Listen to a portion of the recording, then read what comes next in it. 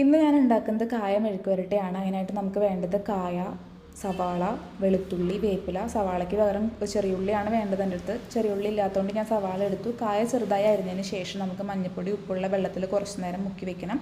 അതിൻ്റെ കറ ഒന്ന് പോകാൻ വേണ്ടിയിട്ടാണ്. അതിന് ശേഷം അത് വാരിയെടുത്ത് നമ്മൾ സെപ്പറേറ്റ് വെള്ളത്തിലിട്ട് വേവിക്കുകയാണ്, ഉപ്പിട്ട് വേവിച്ചെടുക്കും. അതിന് ശേഷം നമ്മൾ പാൻ അടുപ്പത്ത് വെച്ച് എണ്ണ ചൂടായി വരുമ്പോഴത്തേനും കടുക് പൊട്ടിച്ച് അതിനകത്തോട്ട് സവാള ആഡ് ചെയ്യണം.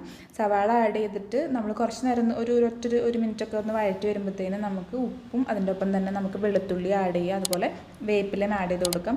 അതും ഒന്ന് ജസ്റ്റ് ഒന്ന് ബ്രൗൺ കളർ ആവുന്ന വരെ നമുക്കൊന്ന് ഇളക്കി കൊടുക്കാം. അതിനുശേഷം നമ്മൾ മുളക് പൊടിയും മഞ്ഞൾപ്പൊടിയും ആഡ് ചെയ്ത് കൊടുക്കുന്നുണ്ട്. അതൊന്ന് ഒരു സ്മെല്ലൊക്കെ മാറി വരുമ്പോഴത്തേനും വേവിച്ച് വെച്ച കായ അതിനകത്തോട്ട് ഇട്ട് കുറച്ച് നേരം ഇളക്കി കൊടുക്കണം. അപ്പോൾ അതെല്ലാം കൂടെ ഒന്ന് വെൽ മിക്സ്ഡ് ആയി കഴിഞ്ഞാൽ നമ്മുടെ കായ മെഴുക്ക് വരട്ടി റെഡി ആയിട്ടുണ്ട്. ഞങ്ങളുടെ നാട്ടിൽ ഇതിനെ കായ ഒലത്ത് എന്നാണ് കേട്ടോ പറയുക. കൊച്ചിയിലേക്ക് വന്നപ്പോഴാണ് ഇതിന് മെഴുക്ക് വരട്ടി എന്നൊരു പേരും കൂടി ഉണ്ടെന്ന് അറിയണേ. അപ്പോൾ അത്രയേ ഉള്ളൂ. ബൈ.